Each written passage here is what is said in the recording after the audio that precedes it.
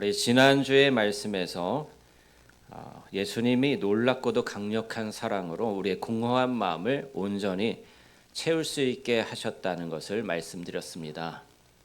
그러면 이제 우리가 마음이 온전히 주님으로 채워져서 충만하고 풍성한 삶을 살아가야 하겠죠.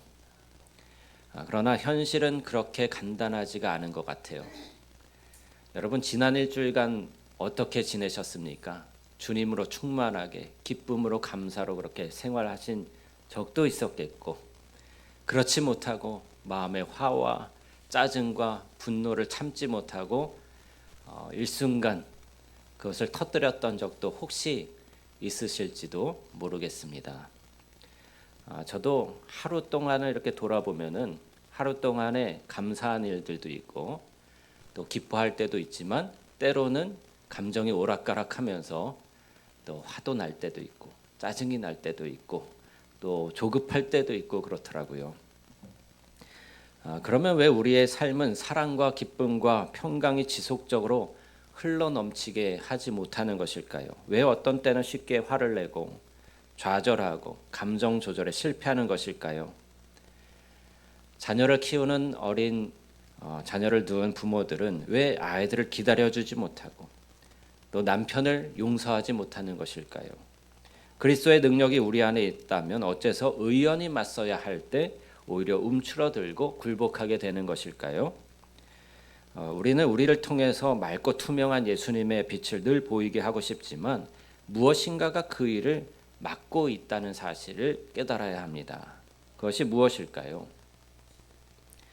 마태복음 9장 16절 말씀에 보면 이런 말씀이 나옵니다. 생배 조각을 낡은 옷에 붙이는 자가 없나니 이는 기운 것이 그 옷을 당기어 헤어짐이 더하게 됨이요. 예수님은 낡은 옷과 낡은 가죽 부대를 예로 들어서 우리 마음과 생각에 대해서 설명하고 계셨어요. 예수님의 말씀이라는 생배 조각을 우리의 낡은 사고방식에 꿰어 붙인다 하더라도 그것은 소용돌이치는 힘든 삶의 환경을 만나면 분명히 찢어지고 만다는 것이죠. 새 것과 낡은 것은 함께 있을 수 없습니다. 우리에게는 완전히 새로운 옷, 즉 새로운 사고방식이 필요한 것입니다. 자유와 평강을 누리는 가운데 하나님의 말씀으로 우리가 서로를 사랑하고 풍성한 삶을 누리기 위해서는 새로운 사고방식으로 바뀔 때에야 가능하다는 거예요. 새 가죽 부대, 즉 새로운 사고방식으로 살기 위해서는 우선 낡은 사고방식이 무엇인지 우리가 깨달아야 하겠죠. 성경에서 하나님 말씀과 일치하지 않는 우리의 낡은 사고방식을 표현할 때 육신이라는 단어를 사용합니다. 육신에 대한 가장 정확한 단어는 내가 원하는 것을 내가 원하는 때에 내가 원하는 방식대로 얻는 것입니다. 핵심이 되는 나라는 단어를 잘 생각해 보세요. 육신을 단 한 단어로 정의한다면 바로 나 자신이라는 거예요. 내가, 나를, 내 것, 이런 것들은 육신은 오로지 자기 만족에만 관심이 있음을 나타내 보여주고 있는 것이죠. 오늘 말씀도 다시 한번 보시면 15절부터 보시면 내가 행하는 것을 내가 알지 못하노니 곧 내가 원하는 것은 행하지 아니하고 도리어 미워하는 것을 행함이라. 만일 내가 원하지 아니하는 그것을 행하면 내가 이로써 율법이 선한 것을 시인하노니 이제는 그것을 행하는 자가 내가 아니요 내 속에 거하는 죄니라. 내 속 곧 내 육신에 선한 것이 거하지 아니하는 줄을 아노니 원함은 내게 있으나 선을 행하는 것은 없노라. 바울 사도도 이런 고민을 하고 있는 거예요. 하나님의 말씀과 하나님의 뜻대로 하나님이 기뻐하시는 풍성한 삶을 살고 싶은데 그렇게 하지 못하고 있다는 것이죠. 왜요? 육신이 있어서 이 육신이 죄로 자신을 이끌어가고 끌고 가고 있기 때문에 그렇다는 것입니다. 육신은 곧 자기중심적인 낡은 사고방식, 곧 이기심을 말하는 것입니다. 성령이 아닌 육신으로 산다면 우리는 불완전한 삶을 살 수밖에 없어요. 자신의 내면에 결핍된 용납과 인정과 안정감의 욕구를 충족시키는데 몰두하거나 자녀나 다른 사람들을 희생시키면서까지 자신이 옳음을 증명하는데 매달릴지도 모릅니다. 개인의 욕구를 충족시키기 위해서 주변 사람들과 상황을 통제하려고 하고 또 용납해야 할 사람들을 미워하고 거부하게 됩니다. 육적이고 이기적인 마음이 사람의 동기가 될 때 우리 주변의 사람들은 고통을 당할 수밖에 없어요. 여러분의 가정에서 이기심을 가진 사람이 한 사람이라도 있다고 생각해 보십시오. 그러면 정말 피곤해지는 것입니다. 가장 고통당하는 사람들은요, 우리와 가장 가까이 사는, 가장 오래 함께 붙어 있는 사람이 가장 고통을 당하는 거예요. 남편이나 아내나 자녀와 부모 등 가족들이 가장 큰 고통을 당하는 거예요. 우리 자신이 이기적일 때, 또는 내 남편이 이기적일 때, 자식이 너무 이기적일 때 고통을 겪게 되는 것이죠. 행복한 가정을 이루기 위해서는 결코 이기적이어서는 안 되는 것입니다. 직장에서는 이기적인 사람이 곁에 있으면 여러 가지 방식이 있겠죠. 그냥 일로서만 만나고 서로 마음을 나누지 아니하고, 또 아니면은 직장을 옮긴다든가 할 수 있잖아요. 그런데 가정에서는 누가 이기적이라고 해서 가정을 옮길 수는 없잖아요. 남편을 바꿀 수 없고 아내를 바꿀 수 없잖아요. 너무 그러면 고통스러운 것이죠. 그렇기 때문에 우리는 이기심을 버리고 이 육신을 제거해야만 행복한 가정, 행복한 삶을 살아갈 수 있는 거예요. 마찬가지로 교회도 마찬가지예요. 교회에서도 누군가가 이기적인 성도로 살아간다면 행복한 교회, 풍성한 삶을 살기가 어렵게 되는 것입니다. 좋은 성도가 될 수 없고 좋은 교회가 될 수 없는 것입니다. 사사기 21장 25절 말씀에 역사적으로 심각한 암흑기를 보낸 이스라엘의 실상을 적나라하게 기록하고 있는데요. 육신의 삶, 즉 자기중심적인 옛날 사고방식을 고집하는 삶을 한마디로 이렇게 정의하고 있습니다. 사람이 각기 자기의 소견에 옳은 대로 행하였더라. 모든 사람이 성령이 아닌 자기 육신을 쫓아 산 거예요. 자기가 옳은 대로 산 거예요. 나는 옳아요. 나는 옳아. 여러분 항상 옳으시죠? 저도 항상 옳은 것 같아요. 그런데 서로 부딪히고 갈등하고 싸우고. 왜요? 나는 옳고 상대방은 틀렸다는 거예요. 그게 바로 이기심이고 그게 바로 육신입니다. 여러분, 내가 옳다는 생각을 여러분이 하고 계시다면 여러분은 여전히 육신적인 그리스도인일 수 있는 거예요. 나는 옳지 않습니다. 나는 틀릴 수 있습니다. 나는 언제나 부족합니다라는 그러한 인식을 가지고 살아가야 되고, 옳으신 분은 하나님 한 분뿐입니다. 훌륭하신 분은 하나님 한 분뿐입니다. 라고 고백할 수 있어야 합니다. 육신을 따라 걷는 것은 죽음을 가져옵니다. 관계의 죽음, 화평의 죽음, 사랑의 죽음, 기쁨의 죽음을 가져옵니다. 육신을 따르는 삶은 진정 아무런 가치가 없어요. 우리가 원하는 건강하고 행복한 성도, 행복한 어머니, 행복한 아버지, 행복한 자녀, 부모가 되기 위해서는 하나님께서 우리의 내면을 변화시켜 주셔야 합니다. 우리는 하나님께 협력해야 하고 자신의 마음을 수술하시도록 허락해야 합니다. 그 수술은 육신을 제거하고 성령이 나를 통해 일하시기 위해 반드시 필요한 것입니다. 음식물 쓰레기를 오래도록 집안에 방치하면 어떻게 될까요? 고약한 악취가 부엌에 가득하게 진동하게 될 거예요. 썩은 고기 냄새처럼 지독한 것도 없잖아요. 이처럼 우리의 육신도 지독한 악취를 풍기는 것입니다. 육신은 예수님의 생명을 공급받지 못하도록 흐름을 막아버리는 거예요. 그리고 우리가 원하는 대로 우리의 가족을, 이웃을 사랑하지 못하게 막는 것입니다. 육신을 의미하는 헬라어 사르크스는 그리스도 안에 있는 세속성, 유욕을 뜻하는 단어거든요.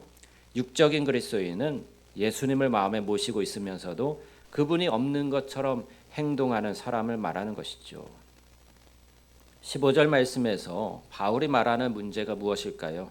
내가 행하는 것을 내가 알지 못하노니 곧 내가 원하는 것은 행하지 아니하고 도리어 미워하는 것을 행함이라. 우리가 내가 원하지 않는 방식으로, 우리 스스로도 이해할 수 없는 방식으로 행동한 적이 있지는 않습니까? 화를 내고 후회한 적 있으시지 않으세요? 사소한 일에 감정적으로 반응하고 또는 자녀를 훈육할 때도 일관성이 없었던 적이 있지는 않습니까? 저도 제 자녀를 훈육한다고 할 때 너무 가혹하게 한 적이 있었던 것 같아요. 그래서 나중에는 미안하다라고 제가 다독였는데 한 번 상처난 거 그게 쉽게 아물지는 않으리라는 그러한 생각에 후회를 한 적이 있었습니다. 하나님의 말씀보다 내 욕심을 따라 말하고 행동했던 적이 있지는 않습니까? 그리스도인의 삶에서 이러한 영육 간의 전쟁이 항상 문제가 되는 거예요. 바울도 이런 문제와 씨름을 했습니다. 그러나 그가 승리의 비결을 제시하고 있기 때문에 여러분 낙심하지 마십시오. 7장 16절을 다시 한번 읽어보겠습니다. 시작. 만일 내가 원하지 아니하는 그것을 행하면 내가 이로써 율법이 선한 것을 시인하노니. 다시 말해서 우리는 옳은 것과 그릇된 것을 분별할 수 있고 우리가 잘못된 선택을 내리는 순간에도 그것을 알 수 있어요. 성경과 우리 마음에 새겨진 하나님의 율법으로 인해 알 수 있습니다. 문제는 하나님의 말씀이 아니라 우리 마음에 있다는 거예요. 육신적인 행위에 대해서 한 가지 예화를 제가 들어드리겠습니다. 어느 날 한 남자가 체중을 줄이기로 결심을 하고 열심히 다이어트를 했습니다. 평소에 아주 좋아하던 도넛 가게 앞을 지나가야 했는데 다짐을 되새기며 하나님께 간절히 기도했대요. 하나님, 제가 이 도넛을 사 먹지 않도록 도와주세요. 이것을 먹으면 제 몸에도 건강하지 않고 제가 살을 뺄 수도 없어요. 하지만 만약에 그 도넛 가게 앞에 주차 자리가 비어 있으면 제가 도넛을 먹어도 된다는 신호로 알아듣겠습니다. 그리고 그가 도넛 가게 앞을 지나갈 때 거기에 정말로 주차 자리가 하나 남아 있었다는 거예요. 그래서 그는 도넛을 사 먹었습니다. 나중에 친구들이 물어봤습니다. 도넛 가게 앞에 주차 자리가 비어 있었어? 그랬더니 그가 하는 말이 정말이야. 근데 사실 내가 7바퀴 돌 때 비어 있었어.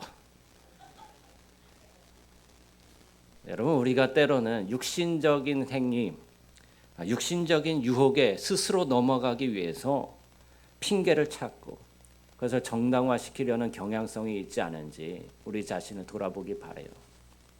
내가 즐기는 것 끊지 못해서 내가 즐기고 있는 하나님이 기뻐하시지 않는 죄를 끊어버리지 못하고 그것을 정당화시키고 합리화하고 또 기도도 그런 방향으로 혹시 하지는 않습니까? 여러분, 우리는 하나님이 주시는 진정한 만족과 기쁨을 얻기 위해서는요, 일시적인 쾌락, 일시적인 그러한 만족을 끊어버려야 하는 것입니다. 7장 17절에 함께 읽어보시죠. 이제는 그것을 행하는 자가 내가 아니요 내 속에 거하는 죄니라. 예수님을 믿고 나서는 우리는 새로운 피조물이 된 거예요. 우리는 주님의 생명을 공유받게 된 것입니다. 그러나 아직 범죄할 수 있는 육신의 몸으로 이 세상에 살기 때문에 죄가 우리 안에 있고 우리를 죄로 유혹하는 것이죠. 여러분, 내 몸 안에 바이러스가 있으면 나에게 나쁜 영향을 미치지만 내 존재 자체를 바이러스라고 말할 수는 없잖아요. 그 바이러스는 나의 본질이 아니잖아요. 내가 바이러스는 아니잖아요. 나를 병들게 하기 전에 제거해야 하는 바이러스가 내 몸 안에 있는 것일 뿐입니다. 여러분은 하나님의 자녀이고요. 주님께 사랑받는 존재임을 믿으시기 바랍니다. 여러분이 때로는 넘어지고 때로는 죄의 유혹에 굴복할지라도 여러분의 정체성은 하나님의 자녀된 사랑받는 존재로서의 정체성은 변함이 없는 거예요. 단지 우리의 육신을 제거해야 할 뿐이고 죄를 끊어내야 할 뿐인 것입니다. 우리가 죄된 방식으로 때로는 선택하고 그렇게 행동하는데 그러한 행위가 우리 자신을 더럽고 추악한 죄인으로 만드는 것은 아닙니다. 우리에겐 털어내고 잘라내야 할 육적이고 죄된 부분이 있지만 그것이 우리 자신의 정체성을 바꾸지는 못해요. 7장 18절 또 읽어보겠습니다. 내 속 곧 내 육신에 선한 것이 거하지 아니하는 줄을 아노니 원함은 내게 있으나 선을 행하는 것은 없노라. 문제는 나의 육신, 내 자아 본성에 있다는 거예요. 내 육신에 선한 것이 아무것도 없습니다. 내 자신의 힘으로는 하나님 나라의 열매를 맺을 수가 없어요.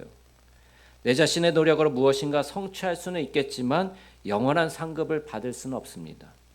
우리가 신자로서 완전해지기 위해서는 하루 종일 노력할 수 있겠죠. 하지만 내 육신 안에 그 일을 완성할 힘은 없기 때문에 외부로부터 누군가의 도움을 받아야 되는데 하나님의 도우심을 받아야 합니다. 19절 말씀, 내가 원하는 바 선은 행하지 아니하고 도리어 원하지 아니하는 바 악을 행하는도다. 이 말씀은 신자의 현실을 잘 보여주고 있어요. 행해야 한다고 알고 있는 것과 실제로 우리가 행하는 것 사이에 혼란이 존재하고 간격이 존재하는 것이죠. 이것이 영적 전쟁이에요. 우리 안에서 일어나는 영적 전쟁. 하나님의 말씀을 쫓아서 영으로서 순종하기 원하는 그런 마음도 있지만, 그러나 또 우리의 육신이 우리를 죄로 끌고 가고 유혹하고 넘어지게 만드는 그러한 일로 인하여서 우리 안에 정죄감에 시달릴 때도 있는 거예요. 7장 20절, 만일 내가 원하지 아니하는 그것을 하면 이를 행하는 자는 내가 아니요 내 속에 거하는 죄니라. 네, 내가 아니래요. 죄는 내가 아니에요. 육신은 내가 아니에요. 우리는 하나님의 자녀로서 거룩한 존재들인 줄 믿습니다. 그러나 그 거룩함에 도달하기 위해서 날마다 성화를 이루어가야 되는 존재이고 육신을 제거하고 죄를 멀리해야 하는 것입니다. 문제는 내 안에 여전히 남아있는 죄성이죠. 여전히 남아있는 육신이죠. 이것을 통해서 죄가 일하게 되는 것인데, 모든 육신은 자기중심적이라는 사실을 기억하세요. 자기중심적이고 자기에게만 열중하는 태도를 당연하게 생각하는 그런 세상 속에 우리가 살고 있지 않아요? 나를 위해 시간을 투자하라고, 나의 안락함을 먼저 구하라는 그러한 시대에 살고 있지 않습니까? 그러나 우리가 자기중심적인 삶의 방식을 고수하면서 성령의 열매를 맺을 수가 없고 하나님이 기뻐하시는 풍성한 삶을 살아갈 수가 없어요. 자기중심적인 성향으로 인해서 얼마나 많은 파괴적인 결과가 가정과 삶에 초래되는지 모릅니다. 또 자기의 이익만을 추구하는 이기심으로 이 세상이 얼마나 황폐해지는지 모릅니다. 한 가지 예로 이슬람교를 한번 생각해 보길 바라요. 여러분, 이슬람교에 대해서 어느 정도 알고 계십니까? 네, 이슬람교, 이슬람 무슬림들이 우리나라에 굉장히 많이 들어오고 있다는 것 아시죠? 전 세계적인 문제가 되고 있는 거예요. 유럽은 이슬람인들을 받아들였다가 황폐화되고 마는 걸 바랐어요. 그런데 우리나라도 그런 위험 속에 있는 것을 아셔야 됩니다. 이슬람교는 그 세계관 자체가 매우 이기적인 종교예요. 자기네 종교로 개종시키기 위해서 무력과 폭력을 행해서라도 그렇게 해야 그들은 천국에 갈 수 있고 천국에서 상급을 받는다고 가르치는 종교입니다. 그래서 그들은 무장 폭동과 자살 테러도 서슴지 않고 저지르죠. 또 여성을 향한 강간과 살인도 행합니다. 그것을 원리주의자, 이슬람교 중에서도 이슬람인들 중에서도 좀 온화한 그러한 사람들이 한 65% 정도 되고요. 75% 정도, 나머지 25%가 이러한 원리주의자인데, 이 원리주의자 25%밖에 안 되니까 괜찮다 생각하지 마세요. 그들의 인구가 얼마나 되는지 아세요?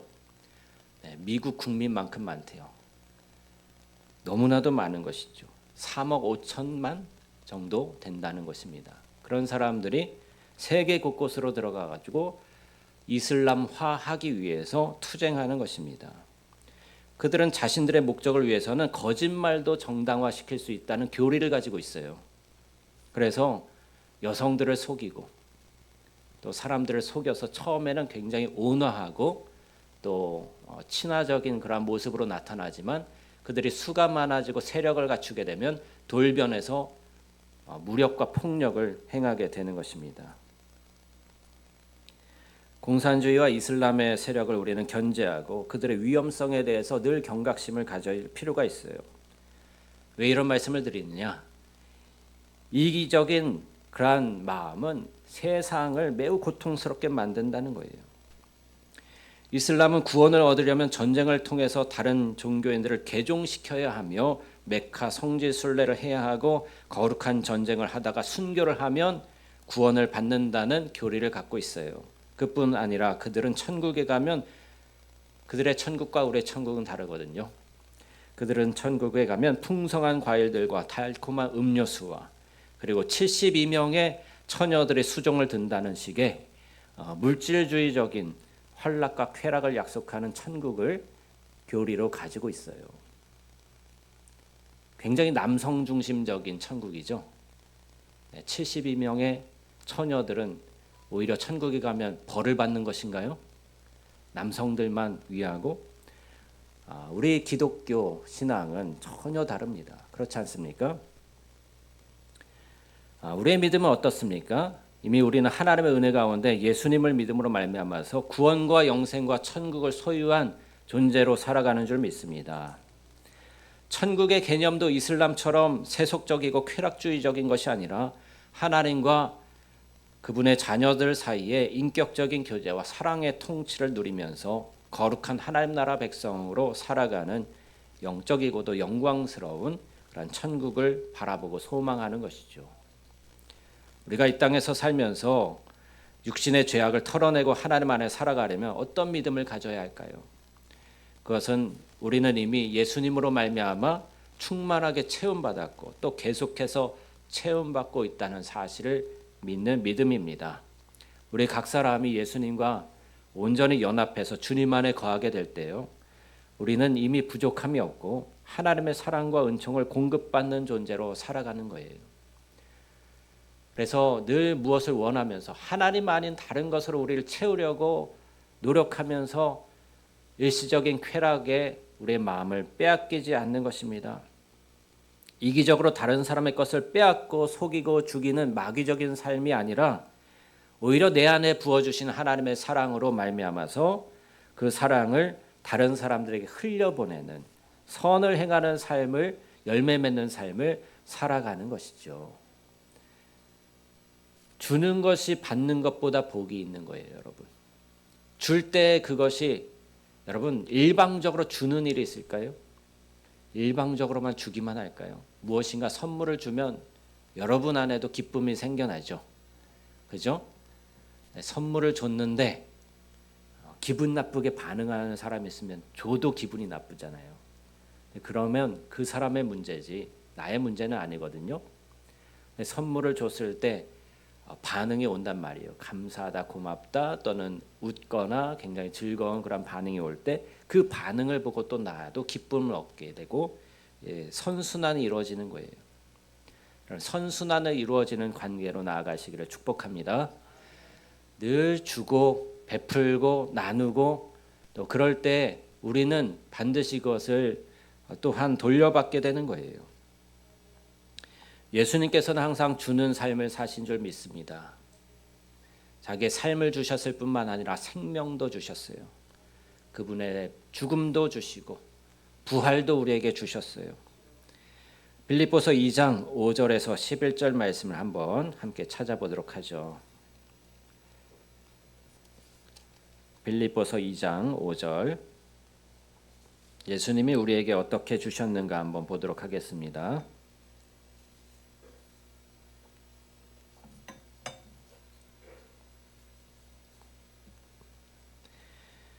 빌립보서 2장 5절입니다. 너희 안에 이 마음을 품으라. 곧 그리스도 예수의 마음이니 그는 근본 하나님의 본체시나 하나님과 동등됨을 취할 것으로 여기지 아니하시고 오히려 자기를 비워 종의 형체를 가지사 사람들과 같이 되셨고 사람의 모양으로 나타나사 자기를 낮추시고 죽기까지 복종하셨으니 곧 십자가의 죽으심이라. 이러므로 하나님이 그를 지극히 높여 모든 이름 위에 뛰어난 이름을 주사 하늘에 있는 자들과 땅에 있는 자들과 땅 아래에 있는 자들로 모든 무릎을 예수의 이름에 꿇게 하시고 모든 입으로 예수 그리스도를 주라 하시나여 하나님 아버지께 영광을 돌리게 하셨느니라. 아멘. 예수님은 죽음에 이르기까지 자기를 비우시고 낮추셨어요. 생명을 우리를 위해서 주셨습니다. 여러분을 위해서 생명을 바쳐 죽으셨습니다. 자기 중심적인 육신은 다 벗어나기 위해서 그 대가를 그렇게 치르신 거예요. 우리가 죄를 지는 이 육신으로부터 자유로워질 수 있기에 있는 것에 대한 해답이 여기에 있는 거예요.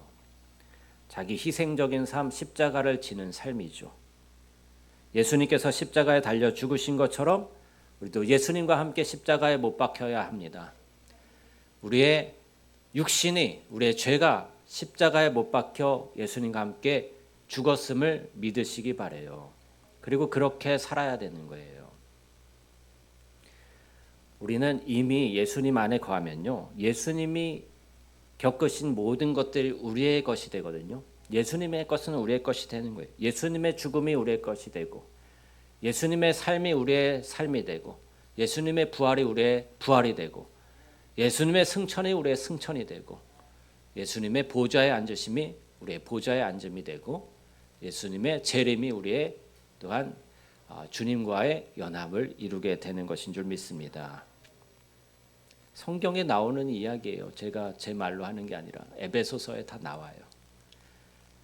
그래서 이렇게 주님과 함께 연합한 삶을 살아갈 때에 우리가 애써서 우리 육신을 죽여야지, 우리 죄를 죽여야지, 그렇게 투쟁하는 삶이 아니라 주님을 믿고 주님을 의지하고 주님 안에 거하게 되면 이미 우리는 육신이 죽은 자로, 죄가 죽은 자로 풍성한 삶을 살아가게 되는 것입니다. 십자가에 이미 못 박혔음을 선언하고 있는 이 말씀을 믿으시기 바라요. 예수님께서 십자가에 달려 죽으셨을 때 우리의 옛사람과 육신도 십자가에 못 박혀 죽었습니다. 그것을 단순하게 믿고 그렇게 살기로 할 때 우리는 예수님과 연합된 삶을 살 수 있게 되는 거예요. 하나님께서 사랑으로 인도하실 뿐만 아니라 우리 안에 계신 예수님이 계속 우리 안에 살아 계시고 우리를 주장하셔서 삶의 원동력이 되어 주심을 느끼고 경험할 수 있게 되는 것입니다. 할렐루야. 갈라디아서 2장 20절 마지막으로 한 번만 더 찾아보도록 하겠습니다.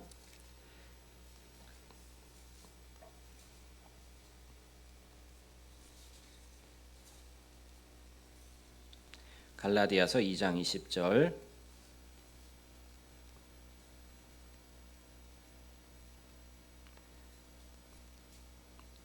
함께 봉독합니다. 내가 그리스도와 함께 십자가에 못 박혔나니 그런즉 이제는 내가 사는 것이 아니요 오직 내 안에 그리스도께서 사시는 것이라.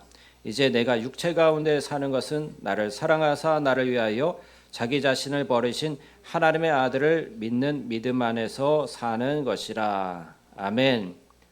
이 말씀을 여러분 마음에 새기시고 읊으시고 암송도 하시기를 바랍니다. 내가 그리스도와 함께 십자가에 못 박혔다라고 고백하고 있어요. 바울 사도의 고백이에요. 로마서도 바울 사도가 썼잖아요.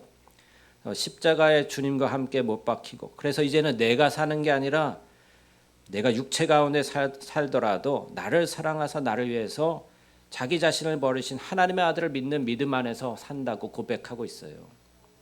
나를 위해서 죽으신 예수님을 믿는 믿음으로 산다는 것은 나도 다른 사람을 위해서 자기 자신을 주님처럼 희생하는 삶, 나누어주는 삶, 내 생명을 공급해주는 그러한 삶으로 산다는 고백 아니겠습니까?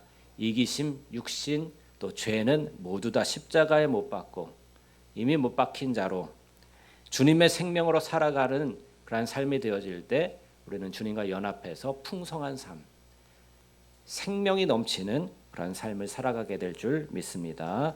할렐루야. 함께 기도하겠습니다.